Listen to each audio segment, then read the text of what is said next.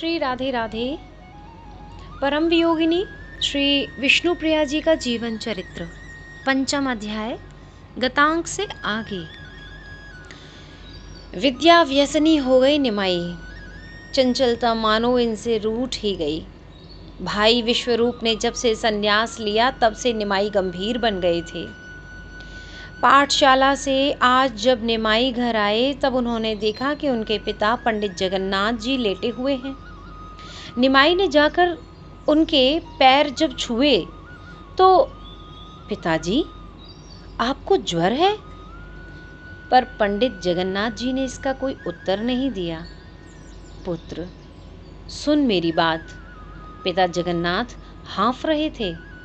मेरे लिए एक बहू ला दे। हाथों को छुआ निमाई ने तो वह भी गर्म है।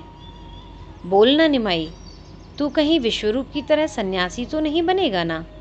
वचन दे मुझे। निमाई कुछ समझ नहीं पा रहे थे कि पिताजी ये आज कैसी भाषा बोल रहे हैं, ये कैसी जिद है। पिताजी, आप स्वस्थ तो हो जाइए। निमाई ने अपनी माता की ओर देखा। वो कोने में खड़ी होकर सुबक रही थी। माँ, तुम तो कुछ बोलो। निमाई, वचन दे दे, माँ ने कहा। ठीक है पिताजी, आप कहते हैं तो मैं विवाह कर लूँगा। पंडित जगन्नाथ जी ने अब लंबी सांस ली थी। विष्णुप्रिया, चलो, हो गई आज की तुम्हारी पढ़ाई, अब तुम जा सकती हो। राजगुरु की बेटी है तो पढ़ाने के लिए घर में ही अध्यापक आ जाते हैं, पर विष्णुप्रिया का पढ़ाई में मन कहाँ है। इसे तो जल्दी जाना है गंगा घाट में नहाने। नहीं, इसका निमाई आने वाला है वहाँ, और निमाई को देखे बिना तो इस प्रिया को चैन कहाँ पड़ता है। समय देखा विष्णुप्रिया ने, दोपहर के 2 बज रहे हैं। तुरंत भागी बाहर गंगा घाट पर। अरे, भात तो खा ले, माता बोलती रही, पर इसका ध्यान तो निमाई ले जा चुका था। आज भी नहीं आएगा शायद निमाई।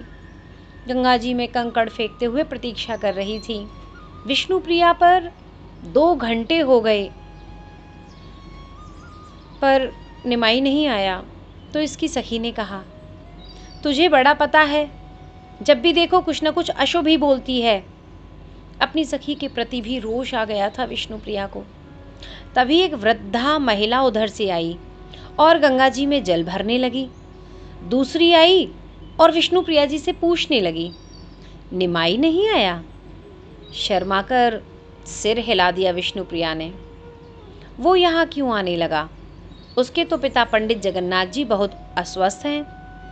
क्यों, क्या हुआ निमाई के पिताजी को? विष्णुप्रिया उठकर खड़ी हो गई और घबराकर पूछ रही थी। ज्वर आया है उन्हें, सुना है 5 दिन से ज्वर में ही पड़े हैं, उतर ही नहीं रहा। वो देखो, वो वैद्य जी निमाई के घर से ही आ रहे हैं। वो वृद्धा महिला उन परिचित वैद्य जी से पूछती है, वैद्य जी, पंडित जगन्नाथ जी का स्वास्थ्य अब कैसा है? वैद्य जी रुक गए, कुछ नहीं बोले। ठीक तो हो जाएंगे ना? छोटी विष्णुप्रिया पूछती हैं। कुछ कह नहीं सकते, राजवैद्य को बुलावे तो कुछ हो भी, पर राजवैद्य को बुलाने के लिए धन चाहिए। हम जैसों से तो अब मुश्किल ही है। विष्णुप्रिया उन वैद्य जी की बात सुनकर उदास हो गई थी। क्या कहे? फिर गंगा जी की ओर बैठकर कंकड़ फेंकने लगी। पिताजी, पिताजी, बोलिए ना, कुछ तो बोलिए।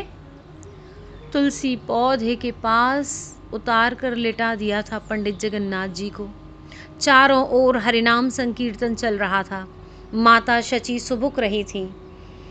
पंडित जगन्नाथ जी ने ही कहा था कि अब मेरी मृत्यु निकट आ गई है शची, मुझे तुलसी के पास लिटा दो।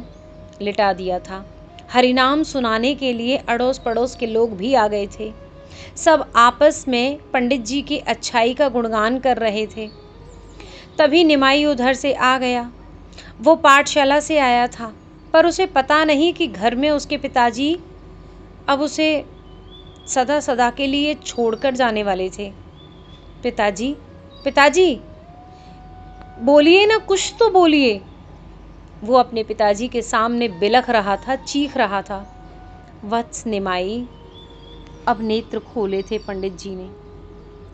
पिताजी, आप स्वस्थ हो जाएंगे, आप शीघ्र ठीक हो जाएंगे। मैं आपको स्वस्थ करने में अपने प्राण लगा दूंगा।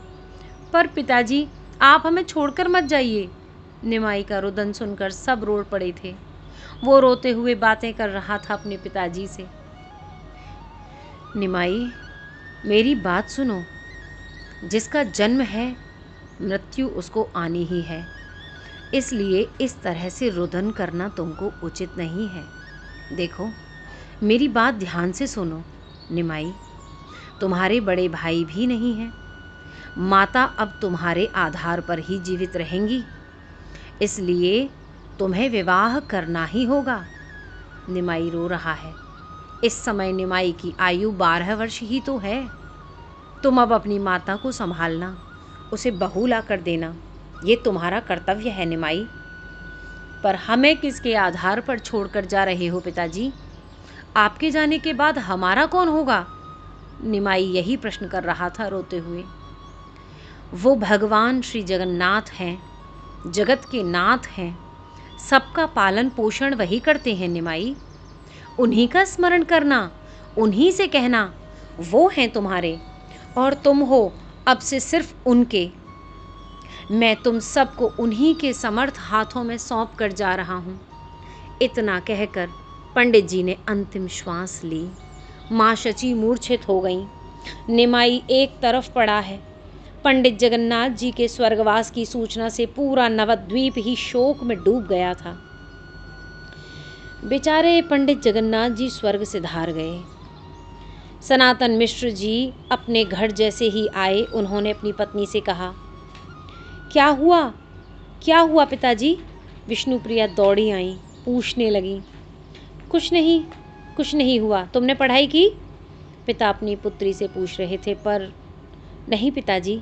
कौन स्वर्ग से धार गए? आप कह रहे थे ना? हाँ पुत्री, एक बहुत अच्छे पंडित जी थे, उनका शरीर शांत हो गया। माता उधर से आई और बोली, ये सब जानती है, निमाई के पिताजी का स्वर्गवास हो गया है। बेचारा निमाई। माता ये कहती हुई फिर रसोई में चली गई। कितना रो रहा होगा ना निमाई। विष्णुप्रिया अकेले में बैठी बैठी रो रही है।